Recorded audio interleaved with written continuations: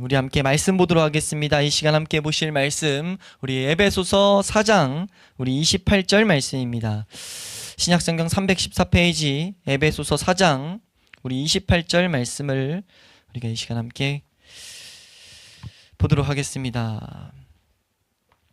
에베소서 4장 28절 말씀 한 목소리로 읽습니다. 시작.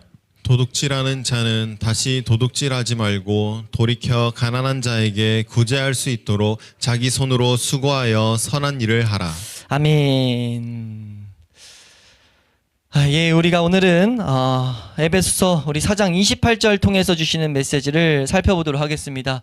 우리가 이 본문의 메시지를 잘 알고 적용하기 위해서 지금 우리가 조금 좀 시간을 할애해서 바울이 어떠한 흐름에서 어떠한 말들을 하는 가운데서 지금 이 오늘 보는 28절 말씀이 나온지를 다시 한번 우리가 생각하고 우리가 28절 말씀을 보겠습니다.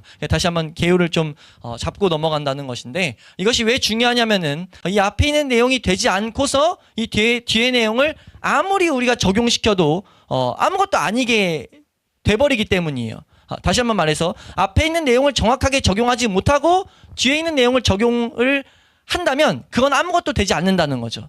네, 바울이 실제로 그래서 이 에베소서 1장에서 3장을 통해서 우리 성도가 반드시 알아야 될 내용들을 말했었단 말이에요. 그리고 그것을 어떻게 보면 그 배웠던 내용을 우리에게 적용하는 측면에서 이 4장 1절에서 16절을 설명하고 있습니다.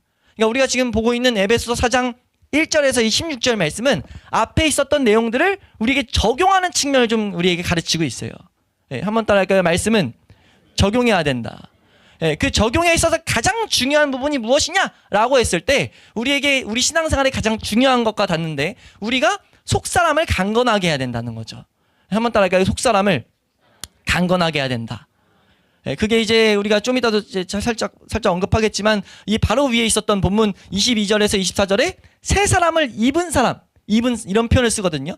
그 삶의 모습이기도 합니다. 다시 말해서 우리 성도는 우리 안에 있는 속사람을 계속 강건하게 해야 돼요. 이것이 되지 않고는 그 뒤에 어떤 것도 성도에게 유익이 될 수 없습니다.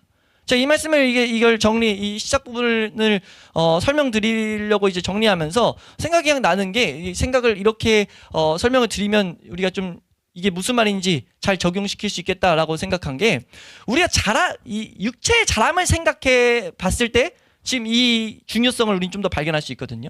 이게 무슨 말이냐면, 우리 육체가 만약 자라는데 영양실조를 걸렸어요. 영양실조 걸려서 죽어가고 있습니다. 어떤 사람이 자라다가 뭘 못 먹어서 영양실조가 걸려서 죽어가고 있어요. 그 사람에게 인간의 삶에 유익을 주는 그 외에, 양식 외에 모든 것들이 어떤 유익이 있겠냐는 거죠. 무슨 말인지 잘 생각해 보세요. 우리가 지금 영양실조가 걸려서 죽을 위기에 처해 있는데 지금 양식이 필요해요.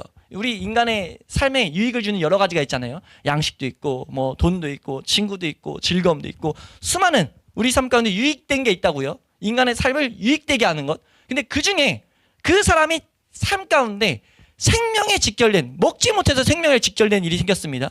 그 사람에게 그 어떤 좋은 것을 준다 한들 양식보다 중요하냐고요. 양식을 먹는 일보다 중요하냐는 거예요. 무슨 말인지 이해가 되시나요? 그 죽어가는 사람에게는 양식 외에는 그 외에 중요한 것은, 그 외에 삶에 유익을 주는 건 아무런 필요가 없습니다. 아무리 많은 것을 얻어도 이 사람 그냥 양식 못 먹어서 죽으면 끝나는 거예요. 이해되시나요? 그와 같이 성도가 이 세상을 살아갈 때 성도의 삶을 자라게 하는 양식을 반드시 먹어야 되는데, 그 양식을 먹지 않고 자라지 않고 우리가 그 뒤에 것을 아무리 한들 아무런 유익이 없다는 거예요. 우리 특별히 에베소서 4장 1절에서 16절은 그래서 성도의 양식적인 측면을 가르친다고 봐도 무방합니다. 성도는 생명을 얻어야 된다.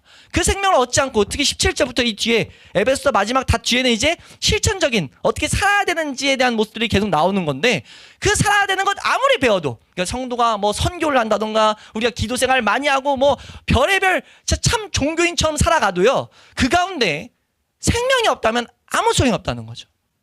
이해되시나요? 그래서 우리는 반드시 성도의 가장 기본은요, 자라가야 된다는 것을 정확히 해놔야 돼요. 자라가는 맛을 본 자가 돼야 됩니다. 근데 이게 너무 비극적인 이유가 비극적인 모습 하나는 뭐냐면요, 마귀란 존재가 이걸 계속 혼동스럽게 하고 교회 안에 이 맛을 본 자가 많지 않아요. 그러니까 성도가 진짜 자라간다. 자라간다의 핵심은 거룩해진다거든요. 하나님을 향해 닮아간다는 거예요. 이 맛을 본 자가 많지 않아요. 성경에 말하는 대로 그 양식을 먹는 자가 너무 희박하다는 거죠. 그러니까 자꾸 뭐 하냐면 성도들이 교회 와가지고 성도라고 말하는 사람들이 뭐 하냐면 교회 내에서 자꾸 성도처럼 살아가려고만 해요. 그 살아가는 힘들, 따지자면 17절부터 있는 죽어가는 사람에게, 좀 더 예를 비유해서 설명하면 죽어가는 사람에게 양식 외에 좋은 것들을 계속 적용시켜준다는 거죠. 열심히 배워서 자격증을 따게 해준다던가, 좋은 뭐예요? 여러 가지 막 다 줘요. 다 주는데 양식만 안 주고 있어요. 이게 얼마나 참 이게 인간의 말이 안 되는 내용인지를 우리 알아야 되는데, 신앙생활에는 이 일이 비일비재하다는 거예요. 너무나 많다는 거죠. 그러니까 우리가 성도의 사실 모든 것이라고 볼 수 있는 건 자라감입니다. 우리 성경은 어떤 원리를 말하냐면요. 사실 우리가 자라가면 그 뒤에 실천적인 측면들은 다 따라올 것이라고 말해요. 그러니까 이 뒤에 실천적인 측면들을 우리가 배우는 이유는 뭐냐면요. 이것이 없을 때 자라감의 원리로 돌아가라 라고 말하는 것과 같아요. 우리가 어떤 다윗과 같이 못 산다. 우리가 성경에 있는 인물들처럼 못 산다. 우리가 뭐처럼 겸손해야 되고 우리가 하나님의 영광을 위해 살아야 되고 이런 것들을 말하는 이런 실천적인 측면들. 이게 안 될 때는요. 자라가지 못했다라는 게 답입니다. 원래. 성경에 말하는 원리예요. 그래서 우리가 자라가라고 말한다는 거죠. 그래서 이 중요성은 계속 반복해도 절대 부족하지 않아요. 그래서 바울이 이걸 얼마나 반복하는지 우리는 이 앞에 강의를 하면서 계속 살펴봤었죠. 그래서 1절에서 16절 한마디로 요약하면요. 양식이 무엇이냐? 라고 했을 때 한번 따라할까요? 그리스도를 아는 지식이다. 성도의 양식은 그리스도를 아는 지식입니다. 아는 지식 외에는 없어요. 성도에겐 그리스도 아는 지식이 그냥 하나의 이론적인 걸 쌓는다는 게 아니라 그 지식이 경험돼야 된다는 거죠. 성령의 능력으로서 예수 그리스도가 하셨던 모든 걸음, 특별히 예수 그리스도가 사람을 위해서 죽으신 이 사건이 우리에게 분명하게 조명되고 그것을 내가 경험할 때 그 성도는 자라가기 시작해요. 대속의 은혜를 경험한 사람들을 거듭났다고 하는 거거든요. 그 은혜를 가진 자, 그래서 예수 그리스도를 영접한 자. 그럼 거듭난 자들은요. 그 지식에서 자라간다는 것을 절대 놓쳐서는 안 된다는 거죠. 근데 마귀는 계속 어떻게 합니까? 은혜 받았으니까 자꾸 뭐 하라는 거예요. 하라는 게 우리에게 지금 초점이 돼서 안 됩니다. 우리의 신앙생활의 중요한 원리는요. 자라가지면 하게 된다는 거예요.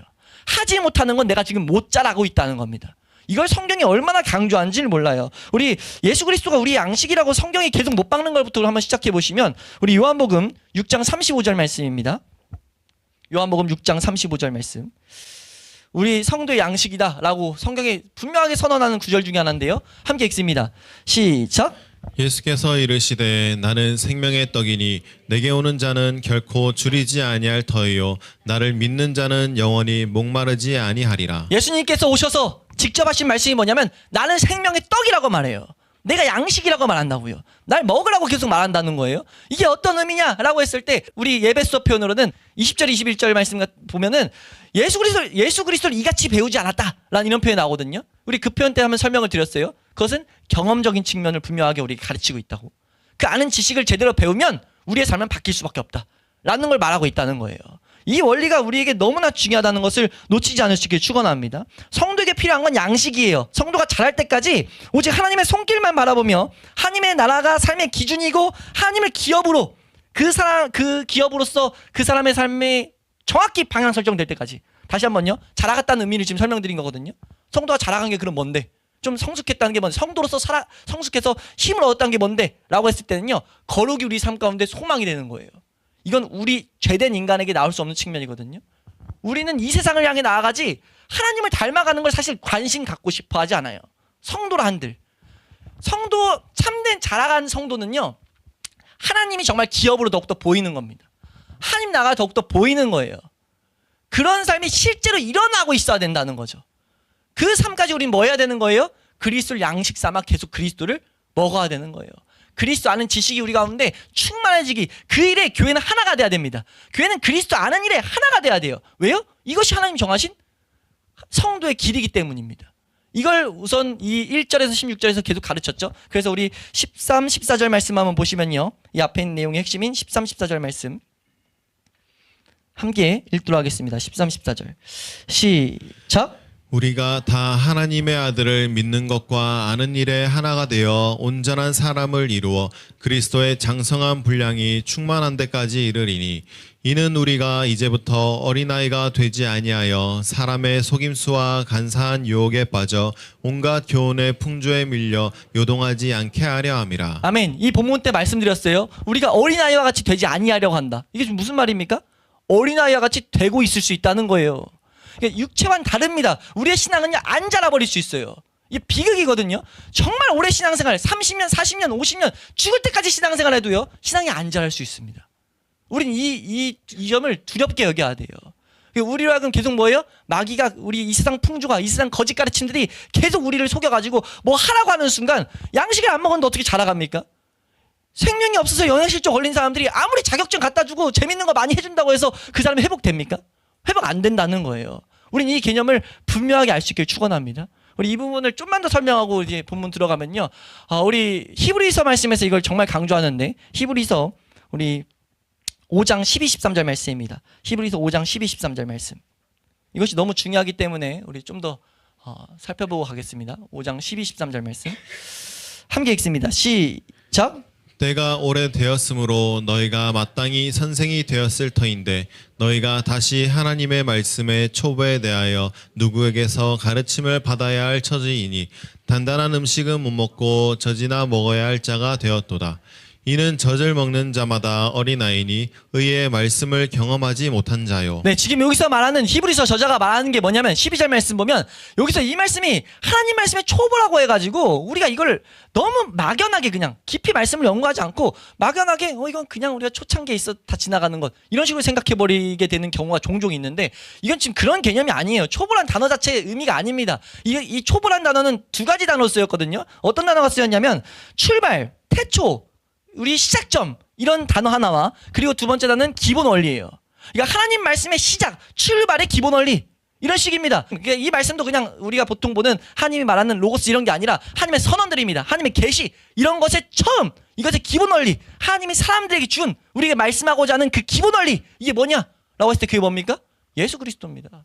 예수 그리스도예요. 결국 예수 그리스도와 그와 관련된 모든 복음과 관련된 모든 지식들 그 지식들에 대해요. 지금 이렇게 말하는 거예요. 그거에 대해서 너희 이거는 이미 경험했어야 되는데 방향이 돼 있었으면 경험했어야 되는데 방향을 놓치다 보니까 너희 아직 다시 한번 가르침을 받아야 될 때가 됐다. 이거는 너희 단단한 음식 절대 못 먹는 거야. 단단한 음식은 우리가 아는 실천적인 어떤 측면이라고도 볼 수 있는데 선악을 분별하는 성도로 살아가는 어떤 삶인데 이게 자라가지 못했어가지고 아니야 너 지금 너희 완전 방향 잘못 정했다. 너희 지금 다시 젖 먹어야 돼. 너희 젖을 먹어서 너희로 하여금 자라감을 경험해야 돼. 그러면서 말하는 게 뭐예요? 젖을 먹는 자마다 젖을 먹는 것에 대한 좀 더 설명을 하죠. 젖을 먹는 게 뭐냐? 젖을 먹는 건 아직 어린아이인 걸 먼저 인식해야 된다. 자라감에 대한 것을 인식해야 돼. 너희 자라가야 돼. 라고 말하면서 그 젖을 먹는 건 의의 말씀을 경험하지 못한 거다. 라고 말합니다. 의로운 말씀. 이게 뭐예요? 예수 그리스도에 관련된 지식입니다. 결국. 이 젖은 결국 예수 그리스도에 대한 지식이에요. 이거를 베드로 전서에서도 못 받고 있죠. 베드로 전서 2장 1, 2절 말씀 보시면요. 베드로 전서 2장 1, 2절 말씀. 베드로전서 2장 1, 2절 말씀 함께 읽습니다. 시작. 그러므로 모든 악독과 모든 기만과 외식과 시기와 모든 비방하는 말을 버리고 갓난아기들 같이 순전하고 신령한 젖을 사모하라. 이는 그로 말미암아 너희로 구원에 이르도록 자라게 하려 함이라. 갓난 아기들 같이 순전하고 신령한 젖을 사모해라. 이거 지금 말씀 앞뒤 문맥 보면 예수 그리스도 아는 지식이거든요. 이 지식이 우리로 하여금 구원에 이르도록 자라게 한다. 여기서 말하는 구원은 사람이 죽음 혹은 예수 그리스도 재림 때 있을 성도가 완성될 구원을 가르칩니다. 빌립보서 2장 12절과 같아요. 그러니까 완성될 그 구원, 우리의 성화의 완성, 그 완전한 구원을 향해서 우리가 자라가게 한다. 라고 지금 말하는 거거든요. 우리가 예수 그리스도 아는 지식을 얼마나 강조하고 있는지는 우리 알아야 된다는 거죠. 이 베드로 전후서의 마침이 그거잖아요. 베드로 후서 3장 18절 말씀 보면 예수 그리스도 아는 지식에서 너희가 자라가라 라고 하면서 마치거든요. 그래서 성경이 이 틀을 계속 견지하고 있다는 거예요. 그러므로 우리 성도는 무엇을 해야 됩니까? 이거에서 놓치는 순간 그 뒤에 거 아무리 배워도요 성도의 삶과 상관없는 거예요. 우리가 이 점을 분명하게 세워놓을 수 있기를 주의 이름으로 축원합니다. 그래서 우리가 이것을 놓치고는 그 어떤 것도 유익이 될 수 없음을 분명하게 새김으로써 이제 이 말씀을 살펴보시면 이렇게 이어서 이제 16절까지 그래서 다시 한번 설명을 하고 17절에서 24절을 통해 가지고 이제 우리가 우리의 성도의 신분을 알아야 된다. 성도는 그 죽음 가운데서 하나님을 몰랐던 상태에서 건진받아서 하나님을 향해 나아갈 수 있게 된 자들이야. 옛사람을 벗고 새사람을 입은 자들이야. 그래서 성령님이 우리 마음을 계속 새롭게 하시는 그 은혜를 받고 있는 사람이다 라는 그 인식을 해야 된다는 거죠. 성령이 마음을 새롭게 하시는 것은 우리 이거 말씀 때 살짝 언급을 드렸었는데, 성령의 마음을 새롭게 하시는 것은 결국 예수 그리스도 아는 지식과 계속 연결돼요. 그 아는 지식이 조명되면서 우리 마음 가운데 거룩을 향해 나아가게 되는 이 원리예요. 우린 그 은혜를 향해서 보고 있어야 됩니다. 시선을 두고 있어야 돼요. 그래서 성도에게 실천적인 권면을 주죠. 권면을 줍니다. 뭐라고 줍니까? 25절부터 27절 말씀을 통해서 우리가 이제 앞에 직전에 살펴봤던 말씀인데, 먼저 다시 한번 말하죠. 거짓을 버려야 된다. 거짓이라는 것은 하나님을 알지 못할 때 있었던 모습들, 그게 성도 안에서 계속 발동되니까 우리로 하여금 계속 땅을 바라보고 우리로 하여금 거룩이 아닌 이 세상을 추구하는 마음이 계속 있다 보니까 그거 다 거짓된 것이야. 거짓된 것들을 너희 버려야 돼. 버리고 참된 것. 그래서 25절에 참된 것은 진리라고 말씀드렸어요. 예수 그리스도에 대한 것, 하나님 말씀한 그 진리, 하나님 말씀에 대해서 말함으로써 우리의 방향이 계속해서 자라가게 해야 된다라고 지금 권면을 한 거예요. 그러면서 이제 실천적인 측면으로서 첫 번째 끄집어낸 게 우리에게 이제 우리가 살펴본 26, 27절 말씀에 분을 내라라고 말하면서 우리 이 직전 말씀에 살펴봤죠. 이 분을 내라라고 말하면서 사실 이 안에서 담겨 있는 개념은 뭐냐면요. 사람이 분을 낼 수밖에 없다는 개념이 하나 담겨 있어요. 그러니까 지금 이 구조, 이 틀이 계속해서 연결됩니다. 거짓을 버리고 우린 참된 것을 해야 된다. 옛사람 버리고 새사람 입어야 된다. 이 개념이 계속 연결돼요. 그래서 여기서 분을 내어두라고 했을 때는 한결같이 우리 믿음의 선배들이 이 본문에 있어서 강해하는 중요한 메시지 중에 하나는, 사람은 이 분 외에, 거룩한 의분 외에 모든 분은 잘못됐다는 인식을 분명히 해야 된다. 이 분이 얼마나 파멸적인 것인지 알아야 된다.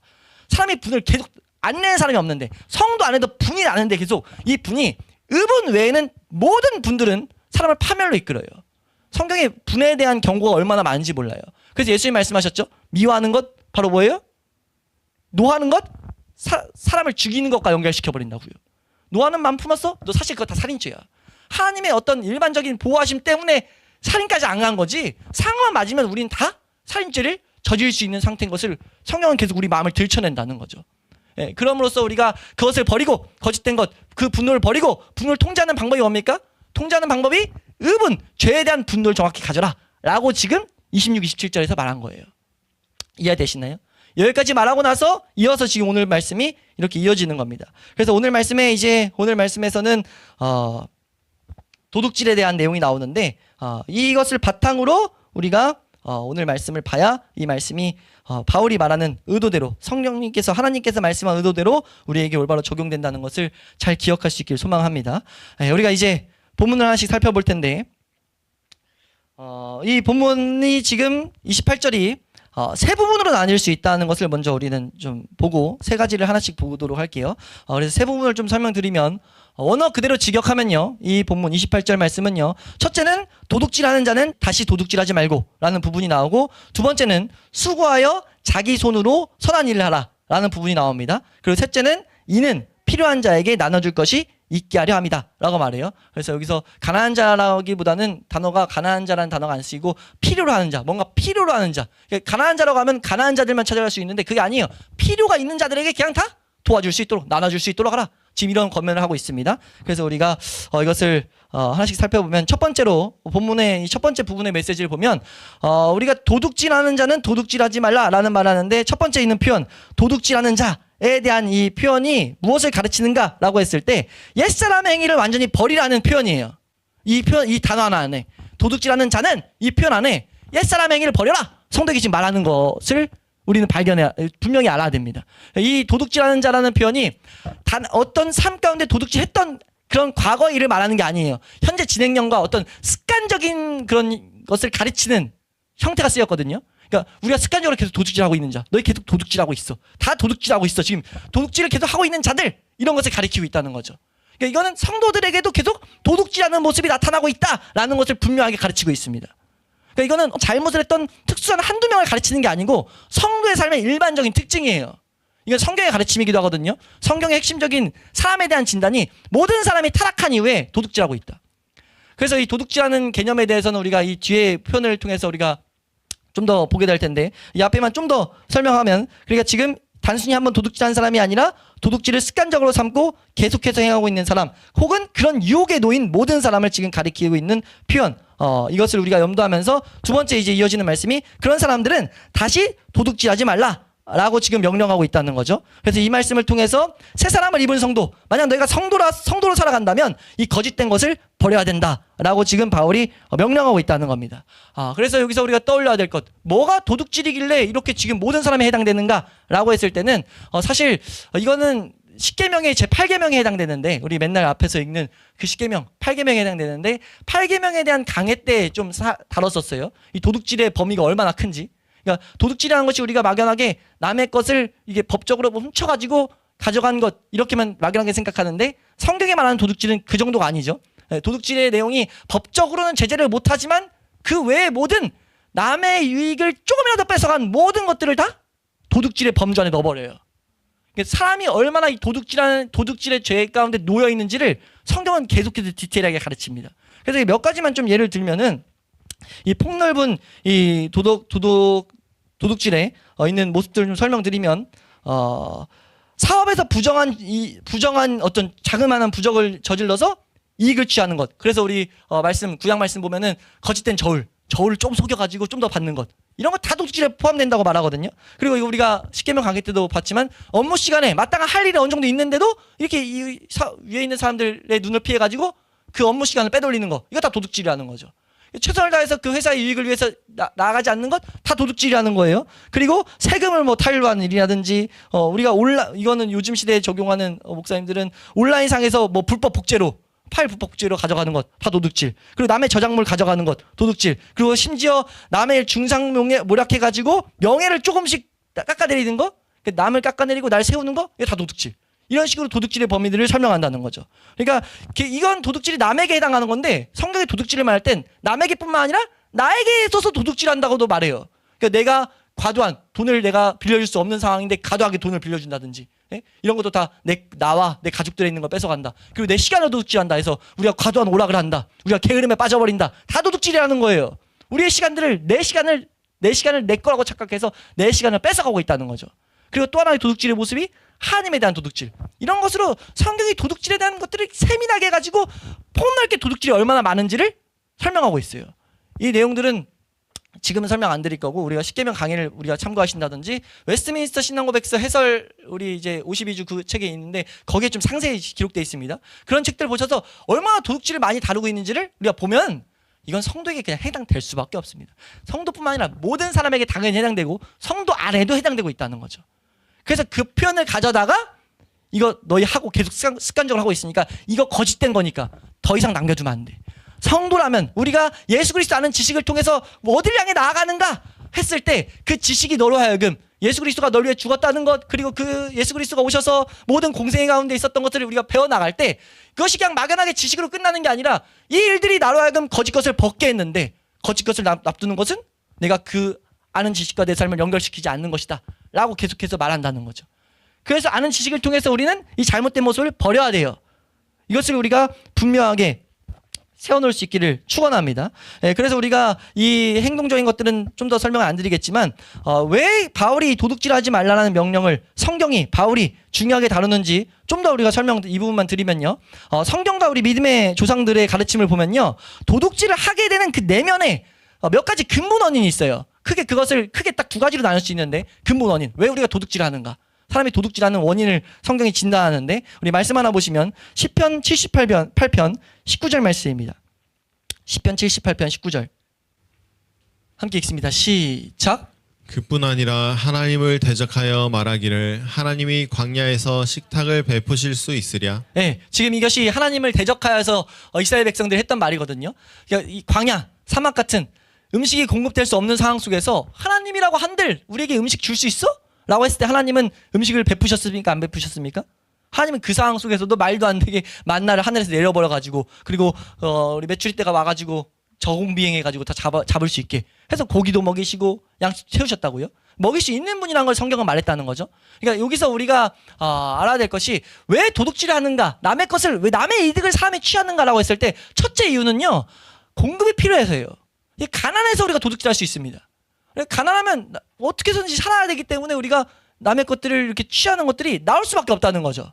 예, 그래서 우리가 도둑질이라는 것이 가난할 때 나오는 건데 성도에게는 이것이 사실 그렇게 가면 안 된다는 거예요. 없어도 도둑질하지 말라는 거죠. 왜요? 우리는 하나님을 신뢰하기 때문에. 하나님이 채울 수 있는 분이라는 것을 우리는 분명히 알아야 되기 때문에. 그래서 우리가 이걸 진단할 때 도둑질을 왜 하는가? 이거는 사실 불신앙, 곧 하나님에 대한 불신과 염려다라고 진단합니다. 도둑질하는 이유는요, 하나님에 대한 불신앙이에요. 그러니까 성도가 만약 도둑질을 계속 해나간다? 그것은 불신앙에서 기반돼 있다. 불신앙에 기반돼 있다라는 것을 우리는 알아야 된다는 겁니다. 우리 잠언서 30장 8절 9절도 한번 보시면요. 예, 잠언서 30장 8절 9절 함께 읽습니다. 시작. 곧 헛된 것과 거짓말을 내게서 멀리하옵시며 나를 가난하게도 마옵시고 부하게도 마옵시고 오직 필요한 양식으로 나를 먹이시옵소서. 혹 내가 배불러서 하나님을 모른다. 여호와가 누구냐 할까오며 혹 내가 가난하여 도둑질하고 내 하나님의 이름을 욕되게 할까 두려워함이니이다. 예, 가난하여 도둑질할 수 있다는 거죠. 근데 이것은 하나님을 신뢰하지 않는 표현이라는 겁니다. 우리가 이런 기도를 우리는 하는 자가 성도라는 거예요. 그래서 이 십계명에 대해서 탁월하게 강해한 한 목회자 토마스 왓슨이라는 목사님은 이런 말씀을 해요. 하나님이 나를 먹이시지 못할 것이라는 불신이 사람으로 하여금 남의 것을 훔쳐 자기 식탁을 차리게 만든다라는 이런 표현으로서 정리해서 가르칩니다. 탁월한 이 성경의 해석이죠. 그러니까 우리가 하나님을 향한 불신이 남의 것을 뺏어서 내 식탁을 채우게 만든다라는 것. 예, 그래서 첫 번째는 하나님에 대한 불신이다. 도둑질의 첫 번째 모습. 두 번째는요, 탐심과 욕망입니다. 사람이 도둑질하는 이유는요, 사실 그 근본에 이게 사실 더 큰데 모든 이 시대는 이게 다 가득 차 있는 건데 도둑질하는 이유는 탐심과 욕망이에요. 더 갖고 싶고 더 얻고 싶고 하는 것에서 나온 모습이라는 겁니다. 그러니까 하나님이 우리에게 주신 것에 만족하지 못해서라는 거죠. 성경에 계속 우리에게 말하는 게 하나님이 주신 것이 너에게 족하다. 그리고 너희가 스스로 자족해야 된다라는 가르침들을 계속 줘요, 성경은. 왜냐하면 우리의 인간의 욕심은 끝이 없기 때문입니다. 이 탐심이 얼마나 지독한 독인지를 성경은 우리에게 계속해서 말하고 있어요. 그러니까 성경은 탐심이라는 것을 우상숭배에 비교할 만큼 심각한 죄로 다룹니다. 우상숭배는 이 성경에서 성도의 죄 중에 막 가장 큰 위치에 있다고 봐도 무방한데 그와 같이 설명해요. 탐심이 우리로 하여금 그런 악을 만들어낸다는 것을 말한다는 거죠. 그래서 성도에게 계속 가르치는 것이 자족이라는 겁니다. 말씀 여러 군데 중에 한 군데만 읽어보시면 히브리서 13장 5절 말씀입니다. 히브리서 13장 5절 말씀. 히브리서 13장 5절 함께 읽습니다. 시작. 돈을 사랑하지 말고 있는 바를 족한 줄로 알라. 그가 친히 말씀하시기를 내가 결코 너희를 버리지 아니하고 너희를 떠나지 아니하리라 하셨느니라. 아멘. 그러니까 너희가 있는 바를 족한 줄로 알아야 된다라고 가르치고 있다는 거죠. 성도는 주신 것을 우리가 만족하는 삶을 살아야 돼요. 그래서 우리가 이거 십계명 강의 때 그래서 우리가 남을 부러워하는 마음, 남을 이렇게 시기한 이것들은 도둑질과 연결된다는 것도 설명드렸죠. 우리가 그거는 좀 그 십계명 강의 때 강의를 좀 참고하시고, 근데 이런 것들이 그러니까 바탕돼서 바울이 명령하고 있는 거예요. 우리 마음 가운데 하나님에 대한 불신앙, 그리고 하나님이 우상숭배라고 말하는 이런 탐심이 작용되는 것이 도둑질이기 때문에 이건 성도 안에 있으면 안 돼 라는 측면에서 지금 이 28절에서 명령하는 겁니다. 도둑질하고 있는 자는 지금 도둑질하지 말라라는 명령을 우리가 하고 있다는 거죠. 먼저 세워놔야 된다는 거예요. 아, 우리 성도는 도둑질하면 안 되는구나. 도둑질을 다 하고 있지만 도둑질하면 안 되는구나. 방향을 정하고 그것을 추구해야 되는구나 라고 지금 가르치고 있다는 겁니다. 우리가 그것을 추구함으로써 그럼 이건 소극적인 명령이라고 할 수 있는데, 그렇게 했다면 이제 어떻게 우리가 이 도둑질을 계속 멈출 수 있는가? 적극적인 측면을 또 이어서 하나 말하는 것이 이제 두 번째 표현인데요. 두 번째 표현은 오히려 수고해서 선한 일을 해라 라고 말하고 있죠. 예, 바울이 지금 수고해가지고 자기 손으로 선한 일을 하라 라고 권면하고 있어요. 그러니까 세 사람이 추구해야 될 적극적인 삶의 자세를 지금 보여주는 겁니다. 우리 도둑질이 있다는 걸 알고 막연하게 그럼 하나님 은혜만을 아는 지식이 가만히, 이게 아닙니다. 우리 성도가 하나님이 주신 은혜의 수단을 사용하라는 거죠. 분노 때도 분노가 있는 걸 알고 그냥 단순히 분노가 없어지게 도와주세요 라고 기도하는 그런 자세가 성도의 자세가 아니라 오히려 그 분의 올바른 모습을 사용한 것처럼 우리 가운데 도둑질에 있는 모습을 알 때 우리가 적극적으로 해나가야 될 일이 있다는 거예요. 그건 뭡니까? 성도는 더욱더 자기 손으로 수고해가지고 일을 하라는 겁니다. 선한이라는 표현이 사실은 이거는 앞뒤를 좀 잇는 표현인데 앞에도 적용되고 뒤에도 적용될 수 있어요. 뒷문장에도 앞문장에도. 근데 이게 다 아우르고 있어서 이렇게 번역해도 무방하긴 한데, 예, 우선은 근데 표현 자체를 하면은 자기 손으로 수고해서 일을 해라 라고 지금 말하고 있어요. 그것은 선하다라고 지금 말하고 있다고 볼 수 있는데, 그러니까 이거 일하는 것은, 성경에서 일이라는 것, 수고는요, 노동은요, 하나님이 주신 복 중에 하나입니다. 하나님이 창세기 2장, 죄가 아직 들어오기 이전에 창세기 2장 15절 말씀을 보면요, 하나님께서 이 세상을 지으시고 이 세상을 사람에게 맡기시면서 뭐 했냐면, 이 세상 전체를 아담과 하와 둘에게 너 이거 다 경작하고 너희가 이거 갖거라 라고 말했어요. 그 명령 안에는 이 모든 지구를 다스릴 수 있는, 일할 수 있는 능력이 주어졌다는 것이 포함되어 있거든요. 사람에게는 일할 수 있는 능력이 주어져서 그 일을 수고로 일할 수 있는 그 은혜가 주어졌다는 거죠. 그래서 일 자체는 복입니다. 단지 이게 우리에게 힘든 게 된 것은 타락이 들어오면서 3장으로 이어지면 수고하고 이것이 피곤이 된 이유는 우리의 죄를 알게 하는 하나의 통로로서 하나님이 주신 거거든요. 사람이, 하나님은 창조 때 다스리도록 줬는데 왜 우린 이렇게 이 세상 것들을 얻기 위해서 힘드냐라고 했을 때 성경에 말한다는 거죠. 너 그거 사람 안에 있는 죄 때문이야. 사람 안에 있는 비극 때문이다 라는 것을 가르치고 있는 통로예요. 그리고 창세기 강의 때 한번 살펴봤었죠. 근데 이제 그 개념을 담아가지고 지금 바울이 말하는 겁니다. 성도는 우리 하나님께서 주신 그 선한 기능, 일할 수 있는 기능을 우리는 부지런히 사용해야 된다. 여기서 수고하다라는 단어는 땀 흘려라, 피곤할 정도로 우리가 열심히 있게, 이런 표현이거든요. 그러니까 너희가 땀을 흘리며 일하라, 게을리 하지 않고 적극적으로 일해 나가야 된다는 거죠. 그러니까 사실 그래서 우리가 기독교와 이 세상에 인본주의가 같이 할 수 없는 게, 우리나라가 지금 뭐 4.5 이런 것들을 일한다고 하는데, 이런 것들을 우리가 그리스도인들이 잘 살펴봐야 되는 게, 이게 우리 가운데 죄로 들어오지 않게 우리는 경각심을 좀 가져야 돼요. 쉬는 거 너무 좋지만 그게 우리의 게으름을 부추기게 하는 게 돼서는 안 된다는 거죠. 그러니까 우리 사람은 계속 쉬고 싶어 하는데 이건 사실 하나님 말씀과 어긋나 있다는 겁니다. 성도는 부지런히 일해야 돼요. 여세 동안 힘써 일하고 안식일에 쉬는 겁니다. 그러니까 우리가 그런 개념을 가지고 우리는 수고로 일하는 것을 방향을 정해놔야 된다는 거죠. 단지 여기서 선한 것이 포함될 때 뭐냐면, 이 일에 있어서 부정한 것들, 부당한 것, 잘못된 것, 부정한 것들이 포함되지 않게, 그러니까 사행성이라든가 남의 것을 뺏는 일이라든가, 우리가 뭐 열심히 일하는데 가가지고 뭐요? 떠오르지 않는데 그 깡패분들 깡패가 이렇게 돈 받는 거 뭐라 하죠? 수금하러 가서 막 이렇게 하면서 그래 열심히 가지면 됩니까? 안 되죠. 인터넷 도박 사이트를 열어가지고 돈을 벌려고 열심히 하면 됩니까? 남의 것을 했지, 이런 일들을 하면 안 된다는 거예요. 선한 일이 붙었을 때, 직업에 붙었을 때는 이게 한결같이 우리 믿음의 선배들이 이 본문을 통일성 있게 해석하는 게 그 시대마다 있기 때문에, 시대마다 남의 것을 뺏는 일이 있기 때문에 그런 게 아니라 생산 혹은 기술, 전문직 이런 것들을 되게 존귀하게 봤어요. 예? 우리가 사람들 돕는 일, 우리가 뭐 우리 주변에 미화 일을 한다던가 전문성 일을 한다던가 뭘 만드는 거, 이런 것들이 다 존귀한 일 중에 하나입니다.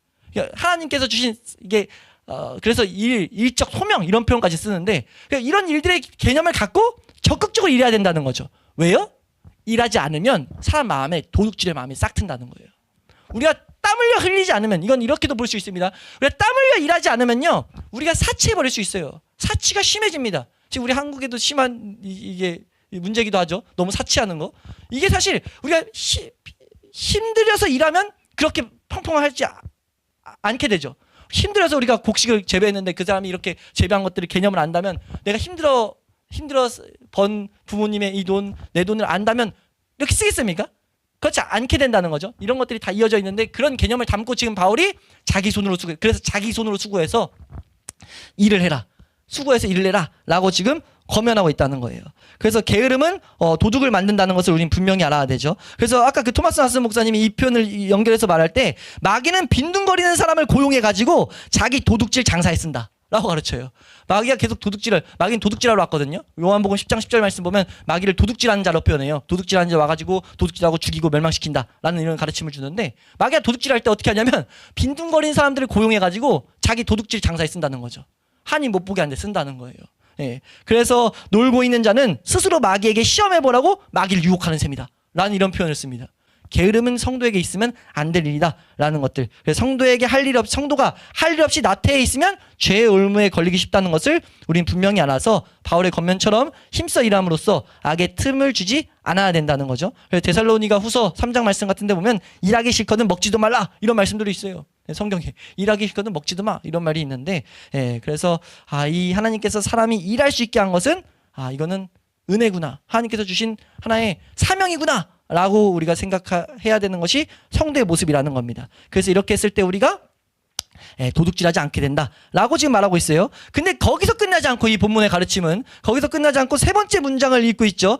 우리가 이 선한 일이 들어간 이유기도 합니다. 왜 이 앞뒤 문장을 읽는 표현으로서 등장했냐면 일을 하는 게 돈을 버는 게 왜 선한 일이냐라고 지금 가르치는데 이 선한 일이라고 표현되는 이유가 무엇이냐면 이제 마지막 문장이 이렇게 돼 있죠. 세 번째 문장이 이는 필요한 자에게 나눠줄 것이 있게 하려 합니다 라고 말하고 있어요. 그러니까 새로운 삶의 목적, 우리가 새로운 삶의 성도로서 살아갈 때 수고하는 그 이유가 무엇이냐, 목적이 무엇이냐, 이건 나눔이다.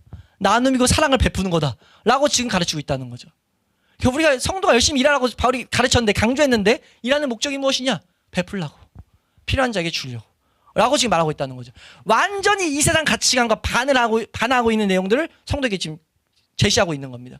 우리가 열심히 일하는 이유가 뭡니까? 잘 먹고 잘 살려고 해요. 우리는 열심히 일하는 이유가 뭐예요? 이 세상에서 우리가 좋은 집 사고 좋은 거 사기 위해서예요. 그거 아니라는 겁니다. 성도는 그거에 시선이 닿는 게 돈을 버는 목적이 아니라는 거죠. 성도는 열심히 일해서 돈을 벌어야 됩니다. 왜 벌어야 되죠? 나누기 위해서. 필요한 자가 내 눈앞에 보였을 때 그 필요한 자에게 채워주기 위해서. 그래서 우리가 열심히 불을 쌓기도 열심히 갈망하라고 가르쳐요. 우리 믿음의 선배들이 이걸 되게 강조하거든요. 불을 벌 수 있는 기회가 있다면 불을 벌기 위해서 열심히 힘을 쏟아라. 왜? 근데 단지 왜? 너 배불리기 위해서가 아니라 필요한 자에게 나누기 위해서. 이것을 우리에게 말한다는 겁니다. 그러니까 이게 우리가 앞에 있는 내용이 안 되고 성도로서 살아가는 게 안 되고 뒷말 뜯어서 보면 얼마나 좋은 말이에요. 그러니까 이거는 사실 좋은 말이어서 성도가 아니어도 할 수는 있어요. 근데 그거에 대해서는 아무런 유익이 없다는 거죠. 단지 이 모습은 성도에겐 반드시 있어야 될 모습인 것을 우린 분명하게 알아야 된다는 겁니다. 이게 극적인 가치관의 전환이 우리 가운데 보여야 된다는 거예요. 성도가 어떤 것인지 아냐, 이 가치관의 전환을 맞이한 자다. 성도는, 사람은 어찌됐든 절대로 자기 중심적인 것에서 벗어날 수 없는데, 도둑질의 핵심적인 것 중에 하나가 또 뭐냐면 이기심이거든요. 나만 바라는 마음이에요. 그런 마음 때문에 남의 것을 뺏게 되는 것인데, 그것과 완전 가치관이 달라지는 거죠. 성도로서 너희가 만약 예수 그리스도 아는 지식을 정말 소유했다면, 그 지식이 너희 가운데 변화를 일으켰다면, 나타나야 될 중요한 변화 중에 하나가 무엇이냐라고 했을 때, 너만을 위했던 이 삶이 바뀌어서 남을 위하는 것이 되는지를 봐야 된다는 거죠. 그리고 된다면 감사함을 가지고 기쁨을 가지고 하라는 거예요. 그래서 이 일이 폭발적으로 일어났던 초대교회 때 어떤 일이 있었습니까? 사도행전 2장 말씀부터 보면 기가 막힌 일이 발생되죠. 가지고 있는 모든 것들을 팔아가지고 교회에 가져와요. 그래서 교회에서 이 나누는 일, 과부와 가난한 자를, 그 도시 자체를 살려버립니다. 주변에 있는 사람들, 1차적으로는 우리 교회 형제자매지만 거기서 그치지 않고 그냥 그 도시를 구제하는 일에 그 교회가 중심이 돼버려요. 그래서 그것들이 모습만 남아가지고 교회가 시대마다 뭐예요? 고아원, 그리고 고아원 말고 또 뭐 있죠? 우리 따지면 지금 요양병원 이런 거 다 교회가 중심, 거의. 이게 왜 그럽니까 사실? 근데 이 가치관을 초대교회 때부터 봤기 때문이에요. 근데 비극은 뭐죠? 이거 하면서 하나님의 사람이라고 착각하면 또 안 된다는 거예요. 이건 성도로서 나타나는 하나의 모습인 거지, 이것이 아까 말했다시피 성도가 굶어 죽어가고 있는데 이걸 막 한다고 해서 성도가 아니라는 겁니다. 근데 그렇다고 해서 우리는 또 이것의 중요성을 놓쳐서 안 된다는 거예요. 이 말씀을 드린 이유는 이것이 윤리적인 하나의 방향이 되지 않게 하기 위함입니다. 이건 율법주의적으로 이렇게 하라는 게 아닙니다. 이것이 돼야 될 모습인 것을 성경은 분명히 보이고 있다는 거죠. 우리가 그리스도 아는 지식이 우리를 변화시키는, 우리를 정말 전율시키고 우리를 하여금 하나님을 향해 방향을 갖게 했다면, 우린 가치관 바뀐 것을 적극적으로 사용해야 될 사람들이라는 거죠. 그걸 통해서 하나님의 영광을 나타내고 하나님의 살아계심을 나타내는 자들이 되어야 된다는 겁니다. 교회 내에서 우리가 그것을 보는 거예요. 세상에서 볼 수 없었던 사랑을, 그런 나눔을 우리 교회 내에서 봐야 된다는 겁니다. 우리가 그것들을 사모할 수 있는 모든 예배자들이 될 수 있기를 주의 이름으로 축원합니다. 도둑질하는 자는 이웃의 것을 빼앗아서 자기 필요를 채웠던 자들이지만, 그리스도 안에서 변화된 사람들은 자기 거를 희생해서 이웃의 필요를 채워주는 사람이 된다라는 것. 이것이 복음이 사람을 받는 자에서 주는 자로 변화시키는 능력이 있다는 것을 우리에게 분명히 말하고 있다는 겁니다. 우리가 이 말씀 앞에서 나눔이라는 것은 그리스도의 의무이자 하나님께 드린 하나의 제사인 것을 우리는 또 분명히 알 수 있기를 소망합니다. 이거 좀 많이 생략했는데 말씀 몇 가지만 좀 읽어드리면, 로마서 12장 13절 말씀, 성도들의 쓸 것을 공급하여 손 대접하기를 힘써라 라고 가르쳤고, 손님 대접하기를 힘써라. 요한일서 3장 17절, 누구든지 세상 재물을 가지고 형제의 궁핍함을 보고도 도와줄 마음을 닫으면 어떻게 하나님의 사랑이 그 속에 거하겠느냐 라고 이렇게 말해요. 하나님 사랑이 너희 가운데 거하는데 형제의 궁핍함을 보고 너희가 마음을 닫고 있다? 이거 사랑에 반응한 모습 아니다라고 성경은 가르친다는 거죠. 예, 히브리서 13장 16절 말씀은 오직 선을 행함과 같이 서로 나눠주기를 잊지 말라. 이 같은 제사는 하나님이 기뻐하신다라고 선언해버려요. 히브리서를 마치는 대목 가운데 예? 너희가 이거 나누는 거 이건 제사인데 하나님 기뻐하시는 제사다 라고 말하는 거죠. 이게 왜 제사입니까? 예수 그리스도의 그 은혜로서 변화된 하나의 실제 하나님이 주신 은혜로만 변화된 모습이기 때문이에요. 이게 나눠줄 때 성경이 또 강조하는 게 있죠. 인색하면서 나누지 말라고. 인색할 거면 하지 말라고 해요. 예. 왜냐하면 이게 하나님이 주신 은혜를 가지고 하는 것의 중요성을 우리에게 분명히 말하고 있다는 겁니다. 억지로 하는 건 안 하는 것보다 못해요. 안 하는 게 낫습니다. 하지 않는 게 옳아요. 그러니까 그 사람들은 뭘 원해야 됩니까? 그리스도 아는 지식을 원해야 돼요. 우리 가운데 이런 마음 안 생기면 억지로 하는 것이 아니라 그리스도 아는 지식. 그리스도 아는 지식이 정말 그런 변화를 가져온다고? 그걸 사모하면서 우리 하나님이 그런 선언하는 것을 우리가 바라보면서 그리스도 아는 지식을 향해 나아가야 된다는 거죠. 이런 계명을 세워놓는 이유가 쌍방으로 적용되는 거예요. 은혜를 아는 자들에게는 더욱더 은혜를 가지고 삶의 변화를 봄으로써 하나님의 영광을 보는 자리로 나아가는 거고, 아직 하나님의 은혜가 지금 필요한 자들에게는 내가 이건 모습이 내 속에서부터 안 원하는 이유가 그리스도 아는 지식이 내가 지금 결핍돼 있구나. 내가 지금 영양실조에 빠져 있구나. 내가 지금 성도로서의 그 건강이 죽음 가운데 있구나. 혹은 죽어 있구나. 라는 걸 보면서 어디로 가라는 겁니까? 그리스도 아는 지식을 향해 가라는 거예요. 그리스도 아는 지식을 구하는, 성령의 은혜를 구하는 그 자리로 가라는 겁니다. 우리가 그것을 분명히 알아서 우리가 이 에베소 말씀이 우리에게 주는 이 놀라운 유익이, 하나님의 말씀이 우리에게 주는 놀라운 유익이 삶 가운데 경험될 수 있는 모든 예배자가 될 수 있기를 주의 이름으로 축원합니다.